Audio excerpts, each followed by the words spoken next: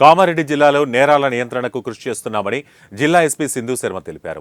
జిల్లా పోలీసు కార్యాలయంలో నిర్వహించిన సమావేశంలో ఈ ఏడాది జరిగిన క్రైమ్ వివరాలను వెల్లడించారు. గత సంవత్సరం జిల్లాలో 5,578 కేసులు నమోదైతే ఈ సంవత్సరం 6,006 కేసులు నమోదయ్యాయన్నారు.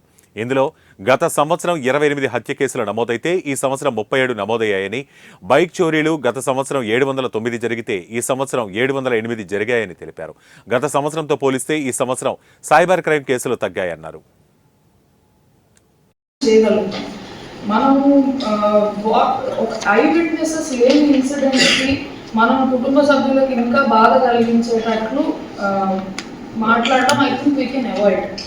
అండ్ బట్ ఫౌల్ ప్లే ఉందా, అక్కడ యాక్సిడెంటల్గా అయిందా, సూసైడల్గా అయిందా, అంతవరకు మనం థరో ఇన్వెస్టిగేషన్ చేస్తున్నాం. ఇప్పుడు ఫర్ ఎగ్జాంపుల్ మనం ఈ కేసులో కనుక చూసినట్లయితే మీరందరూ యూ కూడా విజిటెడ్ చాలా పైకి ఉంది అండ్ ఇమీడియట్గా నడిచి వెళ్ళొచ్చు, అంటే డెప్త్ అన్నది గ్రాడ్యువల్గా పెరుగుతుంది అన్నది మన అండర్స్టాండింగ్.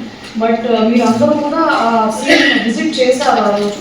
చాలా స్టీప్గా, అంటే పక్కన తూము ఉంది కాబట్టి డైరెక్ట్లీ మనకి ఆ రోజు రాత్రి రెస్క్యూ వర్కర్స్ కానివ్వండి, డైవర్స్ కానీ కింద వెతుకుతున్నప్పుడు తెలిసింది ఏంటంటే ఒక అడుగు నీళ్ళలో పెట్టగానే 10 అడుగులు కిందకి ఉంది.